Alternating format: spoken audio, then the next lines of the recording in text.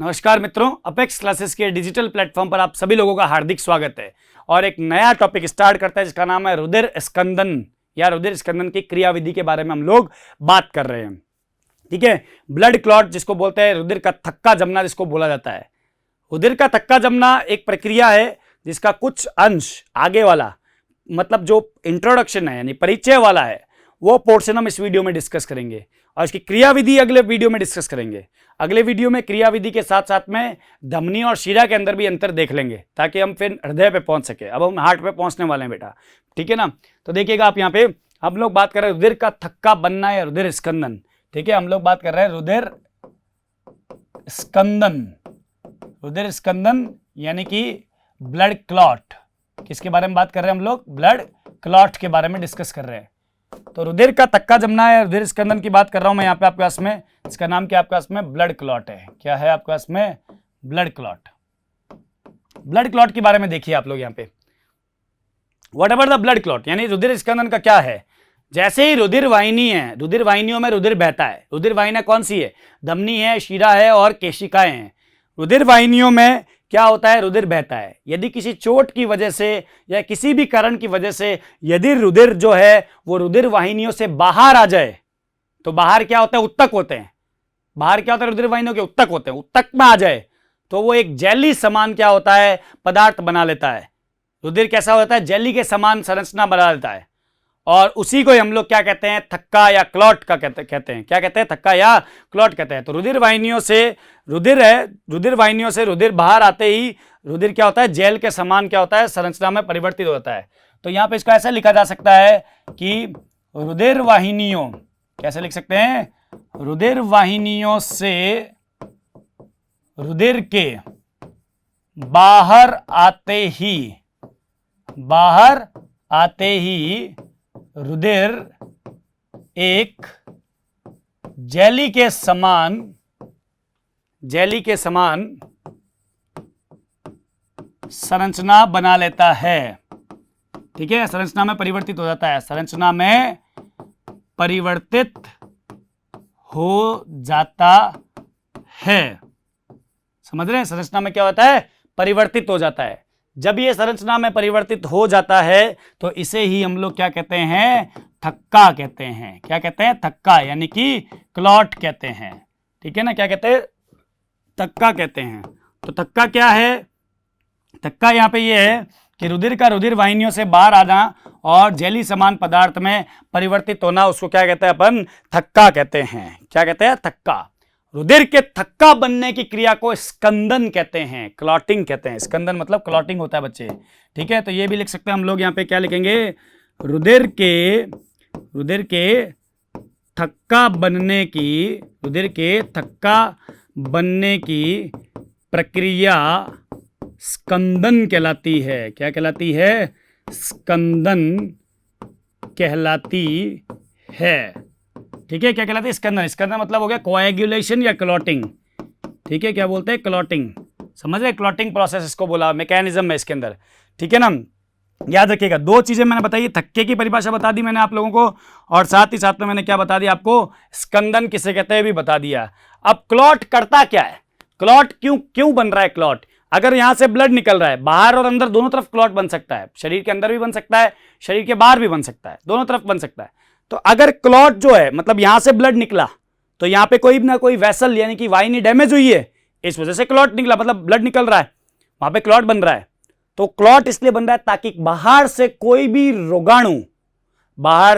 रोगाणु शरीर में प्रवेश ना करे। अर्थात एक तरीके से ये हमको सुरक्षा दे रहा है क्लॉट। समझना, एक तरीके से क्या कर रहा है? हमको सुरक्षा प्रदान कर रहा है ये। जैसे नहीं होता कि अगर गाड़ी का, साइकिल का ट्यूब पंचर हो गया तो उस पर हम लोग वो चिपका देते कारी। क्यों चिपका रहे हैं? ताकि हवा जो है वापस बाहर ना निकले और बाहर से कोई चीज अंदर ना जाए। समझ रहे मेरी बात को? तो वो एक तरह से सुरक्षा दे रहा है ना उस ट्यूब को सुरक्षा दे रहा है ना वो। बस यहां पे ये पंचर ही निकाल रहा है। क्लॉट के एक पंचर है और कुछ नहीं है। ठीक है, सिर्फ एक छोटा सा यहां पे कुछ डैमेज हो गया तो पंचर निकालने के लिए हमको क्या करना है? क्लॉट बनाना पड़ रहा है। या हम थोड़ी ना बना रहे हैं, अपना आप बन रहा है क्लॉट। तो मैं बना रहा हूं क्या? नहीं बना रहा हूं यहाँ पे, है ना। तो ये चीज आपको दिमाग में रखनी पड़ेगी। तो यहाँ पे कहते हैं कि अपने मतलब कि जो क्लॉट होता है वो रोगाणुओं को शरीर के भीतर जाने से रोकता है। तो ये भी ध्यान रखिएगा, थक्का क्या करता है, रोगाणुओं को शरीर के भीतर जाने से रोकता है। ठीक है, क्या करता है आपके पास में, रोकता है। इस आधार पे क्लॉट एक क्या होता है, इस आधार पर क्लॉट एक सुरक्षात्मक, क्या कह रहा हूं मैं, सुरक्षात्मक प्रणाली है जो शरीर को क्या कर रही है, सुरक्षा प्रदान कर रही है। बच्चे क्या प्रदान कर रही है, सुरक्षा प्रदान कर रही है। ठीक है ना, याद रखिएगा इस चीज को। ये मैंने बहुत बेसिक इंट्रोडक्शन दिया है, 2-3 चीजें बताइए कि रुधिर वाहिनियों से रुधिर के बाहर आते ही रुधिर एक जेल के समान संरचना में परिवर्तित हो जाता है, इसे हम लोग थक्का कहते हैं। थक्का बनने की क्रिया को हम स्कंदन कहते हैं। थक्का रोगाणुओं को शरीर में के भीतर जाने से रोकता है। इस हिसाब से, इस आधार पे थक्का एक प्रकार की सुरक्षात्मक प्रणाली है। ऑलराइट, नाउ व्हाट नेक्स्ट, रुधिर स्कंदन यानी क्लॉटिंग। रुधिर स्कंदन की क्रियाविधि 13 रुधिर स्कंदन कारकों पर निर्भर करती है। कितने कारक होते हैं, 13, और ये कारक कहां उपस्थित होते हैं, रुधिर में उपस्थित होते हैं। ठीक है ना, तो याद रखिएगा स्कंदन की क्रिया, क्या लिख रहा हूं मैं यहां पे, देखना, स्कंदन की क्रिया रुधिर में उपस्थित, किसमें उपस्थित, रुधिर में उपस्थित 13 स्कंदन कारकों पर निर्भर करती है।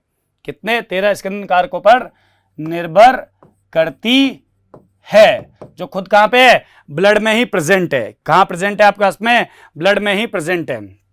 ठीक है, याद रखिएगा आप लोग इसको। 13 क्लॉटिंग फैक्टर्स होते हैं जो क्या करते हैं, ब्लड क्लॉटिंग के लिए रिस्पॉन्सिबल होते हैं। समझ रहे हो मेरी बात को। तो जैसे ही क्या होता है कि कभी भी कोई भी ब्लड वेसल्स यानी कि रुधिर वाहिनियां क्षतिग्रस्त होती है, तो वहां पे प्रेजेंट प्लेटिलेट्स जो होती है वो सबसे पहले एक कारक को स्रावित करती है, इसका नाम होता है थ्रोम्बोप्लास्टिन। और वो थ्रोम्बोप्लास्टिन क्या करता है, रुधिर स्कंदन की क्रियाविधि को प्रारंभ करता है। मैंने मेरे प्लेटिलेट के वीडियो में भी आपको ये चीज बताई, आप लोग देख सकते हैं जाकर के वहां पे। समझ है ना मेरी बात को, तो ये ध्यान रखिएगा आप लोग। तो 13 स्कंदन कारक है, जिसमें से सबसे मुख्य रूप से रहते हैं फाइब्रिनोजन, थ्रोम्बिन और प्लेटिलेट। प्लेटिलेट यहां पे किसी तरह का कोई भी कारक नहीं है, लेकिन फिर भी फाइब्रिनोजन, थ्रोम्बिन और प्लेटिलेट सबसे इंपॉर्टेंट चीज रहती है। ये 13 कारक कौन कौन से हैं मैं आपको यहां पे बता रहा हूं, आप लोग ध्यान लगाकर सुनिए। इनके 13 कारकों के नाम, सभी के नाम याद रखना अनिवार्य नहीं है। जब मैं क्रियाविधि समझाऊंगा, उस क्रियाविधि के अंदर जो जो कारक आएंगे उन कारक को आप लोग यहां पे याद रख लीजिएगा। समझ रहे हैं, लेकिन कारक की जानकारी होना बेहद आवश्यक है। सदैव कारकों को रोमन संख्या के अंदर निरूपित किया जाता है। ठीक है, रोमन संख्या के अंदर लिखेंगे 1 2 3 4 5 6 7 8। कारकों को यदि आपको याद करना है तो आपको क्रमबद्ध तरीके से ही याद करना होगा, मतलब सीक्वेंस जरूरी है इसके अंदर कि पहला कारक कौन सा है, दूसरा कौन सा है, तीसरा कौन सा है। ऊपर नीचे नहीं कर सकते हम इसको, है ना। तो कुछ कारकों के बारे में बात कर रहे हैं यहाँ पे। रुधिर स्कंदन के 13 कारक निम्न है। तो 13 कारक में सबसे पहला कारक है फाइब्रिनोजन। पहला कारक कौन सा है आपके पास में यहाँ पे, फाइब्रिनोजन। पहला कारक कौन सा है, फाइब्रिनोजन। फाइब्रिनोजन जो है आपके पास में पहला कारक है, ये यकृत में संश्लेषित होता है। कहां संश्लेषित होता है बच्चे, यह यकृत के अंदर संश्लेषित होता है। तो यहां पे लिख सकते हो आप लोग क्या, यकृत में संश्लेषण। क्या जाएगा, यकृत में संश्लेषण। 2 नंबर की बात करता हूं मैं, यदि आपके पास में 2 नंबर कारक की बात कर रहा हूं यहां पे। पहला कौन सा था आपके पास में, फाइब्रिनोजन। दूसरा होता है आपके पास में प्रोथ्रोम्बिन। कौन सा आपके पास में, प्रोथ्रोम्बिन, याद रखिएगा। ठीक है, दूसरा नंबर कारक है प्रोथ्रोम्बिन। प्रोथ्रोम्बिन का भी संश्लेषण यकृत में ही होता है। तो यहां पे क्या लिख सकते हैं, यकृत में संश्लेषण। क्या लिख दिया मैंने यहां पे, यकृत में संश्लेषण। 3 नंबर पे बात करता हूं, जो रुधिर स्कंदन कारक है उसके अंदर आपके पास में थ्रोम्बोप्लास्टिन। 3 नंबर पे कौन आता है, थ्रोम्बोप्लास्टिन। ठीक है, ये आ जाएगा आपके पास में थ्रोम्बोप्लास्टिन। Alright, thromboplastin. थ्रोम्बोप्लास्टिन का जो निर्माण है आपके पास में, ये एक तरह का एंजाइम होता है जो क्षतिग्रस्त प्लेटिलेट से क्या होता है, निकलता है। ठीक है, जब प्लेटिलेट क्षतिग्रस्त हो जाती है तो उससे क्या होता है आपके पास में, बनता है। ठीक है, तो यहां पे लिखना होगा अपन को इसके बारे में, यह एक एंजाइम है, सबसे बड़ा रोल है इसका, याद रखिएगा। ये क्लॉटिंग मैकेनिज्म को स्टार्ट करता है, क्लॉटिंग की क्रियाविधि को स्टार्ट करने वाला थ्रोम्बोप्लास्टिन ही है। प्लेटलेट के वीडियो में भी बताया मैंने आप लोगों को। यह एक एंजाइम है जो क्षतिग्रस्त यानी डैमेज्ड, क्षतिग्रस्त प्लेटिलेट्स, क्या क्षतिग्रस्त प्लेटिलेट्स, क्षतिग्रस्त प्लेटिलेट्स किससे क्या होता है आपके पास में बनता है, यहां पे लिख सकते हैं से बनता है। समझ गए? ये 3 नंबर आ गया। 4 नंबर पे बात करता हूं मैं यहां पे आपके पास में कि 4 नंबर पे फैक्टर रहेगा आपके पास में कौन सा, कैल्शियम। कौन सा रहेगा आपके पास में, कैल्शियम फैक्टर रहेगा। तो यहां पे अपन लिख देते हैं क्या, कैल्शियम। 4 नंबर पे कौन सा कारक आ गया, कैल्शियम आ गया। ये कैल्शियम जो है वो थ्रोम्बोप्लास्टिन को सक्रिय करता है। किसको सक्रिय करता है आपके पास में, थ्रोम्बोप्लास्टिन को सक्रिय करने का काम किसका है, कैल्शियम का है। मतलब कैल्शियम का भी बहुत बड़ा रोल हो गया। ठीक है, यह थ्रोम्बोप्लास्टिन को क्या करता है, सक्रिय करता है। ठीक है, ये चौथा कारक आ गया आपके पास में। 5वां फैक्टर होता है लेबाइल फैक्टर। कौन सा फैक्टर है, लेबाइल कारक है आपका इसमें। तो 5 नंबर पे बात करते हैं अपन लोग। यहाँ पे 5वां फैक्टर जो आ रहा है वो कौन सा है, लेबाइल कारक है, लेबाइल कारक। ठीक है, ये 5 नंबर का फैक्टर आपके पास में लेबाइल कारक। लेबाइल कारक का भी यकृत में संश्लेषण होता है। मतलब लीवर तो सबसे बड़ा जबरदस्त चीज है, यकृत में संश्लेषण क्या आता है आपके पास में, यकृत में संश्लेषण होता है 5वें फैक्टर का। 6ठा फैक्टर जो होता है आपके पास में 6 नंबर होता है आपके पास में एसिलेराइन। ठीक है, ये एक काल्पनिक फैक्टर है जिसका अभी तक कोई लेना देना नहीं है। ठीक है, इसको बोलते हैं एसिलेराइन। एसिलेराइन कारक, इसको एक वैज्ञानिक काल्पनिक कारक मानते हैं कि ऐसा हो भी सकता है और नहीं भी हो सकता है। तो इसको लिखते हैं काल्पनिक कारक, हाइपोथेटिकल फैक्टर है आपके पास में। कितने बता दिए आपको, 6 बता दिए, जिसमें बता देता हूं आपको फाइब्रिनोजन, प्रोथ्रोम्बिन, थ्रोम्बोप्लास्टिन, कैल्शियम, ये चारों तो आने ही है। समझ रहे हो? आपको बता रहा हूं 13 में से कम 6-7 तो आपकी टपक ही जाएंगे अभी, ये ध्यान रखिएगा आप लोग। ठीक है ना, तो ये अपने पास में आ गया। ये कितने नंबर पे, 6 नंबर पे आ गया। 7 नंबर पे अपन बात करेंगे तो होता है स्टेबल कारक। कौन सा होता है आपके पास में, स्टेबल कारक। ठीक है, 7 नंबर पे स्टेबल फैक्टर यहां पे आ रहा है आपके पास में। कौन सा आ रहा है 7 नंबर पे, थोड़ा कलर चेंज कर लेते हैं इसके अंदर। यहां पे आ जाएगा स्टेबल फैक्टर यानी स्टेबल कारक। तो यहां पे लिख दिया अपन ने क्या, स्टेबल कारक। स्टेबल कारक 7 नंबर फैक्टर है। इसका भी संश्लेषण कहां पे होता है, यकृत के अंदर होता है। रे कहां होता है, यकृत में संश्लेषण। 7वां क्लॉटिंग फैक्टर बताया मैंने आपको, कौन सा, stable factor. All right, 8 number पे जो आपके पास में आ रहा है वो होता है एंटी हीमोफिलिक फैक्टर। ठीक है, 8 नंबर पे आपके पास में कौन सा आ रहा है, एंटी हीमोफिलिक कारक। एंटी हीमोफिलिक कारक क्या रहता है आपके पास में वो भी समझा देता हूं।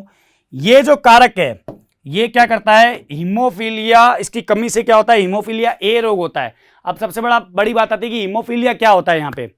तो हीमोफीलिया जो आपके पास में है वो एक मतलब कि ब्लीडिंग डिसऑर्डर है जो वंशागति से होता है, मतलब जेनेटिक्स से आएगा।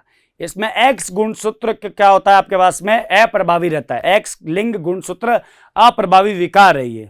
इसकी जेनेटिक्स कैसे चलती है, क्या होता है, वो सब मैं आपको जेनेटिक्स के चैप्टर्स में जरूर बताऊंगा आप लोगों को। लेकिन आपको यहां पे याद रखना पड़ेगा इसकी कमी से क्या होता है आपके पास में, हीमोफीलिया ए हो जाता है। हीमोफीलिया 2 प्रकार का, ए और बी। ठीक है ना, तो यहां पे लिखना होगा हमको क्या, इसकी कमी से हीमोफीलिया ए हो जाता है। ठीक है, याद रखिएगा इस चीज को, जेनेटिक्स में बहुत काम आने वाला है आपके पास में। 9 नंबर पे, 9 नंबर आता है क्रिस्टमैन्स फैक्टर यानी क्रिस्टमन कारक। 9 नंबर पे आपके पास में आ रहा है क्रिस्टमन कारक। ठीक है, क्रिस्टमैन कारक जो 9 नंबर पे आपके पास में आ रहा है, यहां पे इसका अगर मैं फंक्शन लिखना चाहूं या बात लिखना चाहूं तो इसकी कमी से क्या होता है आपके पास में हीमोफीलिया बी हो जाता है। क्या हो जाता है इसकी कमी से आपके पास में हीमोफीलिया क्या हो जाएगा आपके पास में बी हो जाएगा। इसकी कमी से हीमोफीलिया बी हो जाता है। ठीक है, तो हीमोफीलिया ए 9th की वजह से था, नहीं 8th की वजह से था, और हीमोफीलिया बी किसकी वजह से है, इसकी वजह से है। तो यहां पे लिख देंगे हम लोग क्या, इसकी कमी से हीमोफीलिया बी हो जाता है। ये ध्यान रखिएगा, जेनेटिक्स के अंदर ये बीमारी आएगी जिसमें मैं पूर्ण रूप से बताऊंगा आपको। अभी अगर बताने लगा तो पूरी मेरी क्लास चली जाएगी इसी के ऊपर ही, है ना, ध्यान रखिएगा। तो अब हम लोग बात कर रहे हैं यहाँ पे 10 नंबर कारक की। 10 नंबर कारक में आपके पास में क्या आता है, स्टुअर्ट पावर फैक्टर आता है। क्या आता है, स्टुअर्ट पावर फैक्टर आता है। ठीक है ना, तो यहां पे अपन लोग लिख रहे हैं 10 नंबर कारक स्टुअर्ट पावर, या पावर लिखते हैं, वैसे तो लिखते हैं इसको ऐसे, पावर कारक। स्टुअर्ट पावर कारक आ रहा है आपके पास में कितने नंबर पे, 10 नंबर पर आ रहा है। इसकी कमी से भी हीमोफीलिया हो सकता है, दोनों ही प्रकार के। तो यहां पे क्या लिखेंगे, इसकी कमी से हीमोफीलिया हो जाता है ना। तो ये भी ध्यान रखना है अपन को, याद आ जाएगा ना, ये चीज याद रखिएगा, हीमोफीलिया हो जाता है। नाउ 11 नंबर फैक्टर की बात कर रहा हूं मैं यहां पे आपके पास में 11 नंबर कारक, 11वां कारक यहां पे कौन सा आ रहा है आपके पास में, 11वें कारक की बात कर, हैगमैन्स फैक्टर है अगला। क्या नाम है आपके पास में, हैगमैन कारक। तो यहां पे लिख दिया मैंने क्या, हैगमैन कारक 11 नंबर पे है। तो ये आपके पास में क्या आ जाएगा, हैगमैन कारक। ये जैसे ही त्वचा के संपर्क में आता है तभी एक्टिव होता है, अन्यथा नहीं होता। जैसे अगर यहां पे चोट लगी तो इधर से ब्लड आएगा, तो ये स्किन के कांटेक्ट में आया तो ये एक्टिव होगा, अन्यथा नहीं होगा। याद रखिएगा इस चीज को। तो ये त्वचा की सतह के संपर्क में आकर के एक्टिव होता है। यह त्वचा की सतह के संपर्क में, ये क्या होता है, त्वचा की सतह के संपर्क में। अच्छा ये बेटा हैगमैन कारक है ना, एक मिनट को, त्वचा के संपर्क में, त्वचा की सतह के संपर्क में आकर, आकार नहीं होगा, आकर आ जाएगा, आकर सक्रिय हो जाता है। क्या हो जाता है, सक्रिय हो जाता है। याद रखना इस चीज को आप। ठीक है, तो यहां पे मैं आपको बताना चाहूंगा कि ये जो चीज है हैगमैन फैक्टर, एक्चुअल में 12 नंबर फैक्टर है बेटा। इसके बीच में एक 11वां नंबर फैक्टर है जो यहां पे लिख रहा हूं मैं आपके पास में, इसको बोलते हैं प्लाज्मा थ्रोम्बोप्लास्टिन। क्या बोलते हैं, प्लाज्मा थ्रोम्बोप्लास्टिन। ठीक है, क्या है ये आपके पास में 11 नंबर ये होता है बेटा, 12वां नंबर हैगमैन होता है। तो प्लाज्मा थ्रोम्बोप्लास्टिन है, इसकी कमी से भी हीमोफीलिया होता है। और स्टुअर्ट पावर फैक्टर है, ये जो आपको फैक्टर नजर आ रहा है स्टुअर्ट पावर, इसका संश्लेषण यकृत में भी होता है। तो यहां लिख सकते हो आप लोग, यकृत में संश्लेषण। और यहां पे आपके पास में आएगा, इसकी कमी से क्या हो सकता है, इसकी कमी से हीमोफीलिया, क्या, हीमोफीलिया हो जाता है। तो ये बात भी आपको दिमाग में रखनी होगी बच्चे। ठीक है ना, याद रखिएगा, इसकी कमी से क्या हो जाता है, हीमोफीलिया हो जाता है। अब रहता है 13वां नंबर कारक, जो अंतिम कारक है, जैसे फाइब्रिनोजन या अपन कहते हैं इसको फाइब्रिन स्टेबलाइजिंग कारक। 13 नंबर का कारक आपके पास में आ रहा है, जिसको हम लोग क्या कहते हैं, फाइब्रिन स्टेबलाइजिंग कारक। ठीक है, स्टेबलाइज मतलब स्थायी वाला, है ना। इसका काम क्या होता है, 1 नंबर जो कारक होता है हमारे पास में, इसका नाम होता है फाइब्रिनोजन, उसको सक्रिय करके फाइब्रिन में कन्वर्ट करना। यह आपको क्लॉटिंग में बहुत काम आएगा, ध्यान रखना। फाइब्रिनोजन जो 1 नंबर कारक होता है बेटा, कौन सा होता है, 1 नंबर कारक होता है फाइब्रिनोजन। अभी लिखवाया मैंने, वापस बता भी दूंगा। ठीक है, इसको सक्रिय किसमें करना है, फाइब्रिन के अंदर सक्रिय करना है। किसकी मदद से होगा ये, फाइब्रिन स्टेबलाइजिंग कारक की वजह से होगा। फाइब्रिनोजन असक्रिय वह घुलनशील होता है। ठीक है, क्या होता है, घुलनशील होता है। और फाइब्रिन जो सक्रिय होता है आपके पास में, क्या होता है, सक्रिय, और क्या रहता है, अघुलनशील होता है। क्या होता है, अघुलनशील होता है। और इसकी वजह से क्या होता है आपके पास में, क्लॉट जमता है। क्या होता है आपके पास में, क्लॉट जमता है। ठीक है ना, क्या होता है, क्लॉट जमता है। तो ये बात आपको दिमाग में रखनी पड़ेगी यहाँ पे। ऑलराइट, तो ये थोड़ी सी बातें दिमाग में रखनी है। देखिए मैंने अभी आपको कहा था कि पहला फैक्टर था फाइब्रिनोजन, देखो दिख रहा है आप लोगों को फाइब्रिनोजन।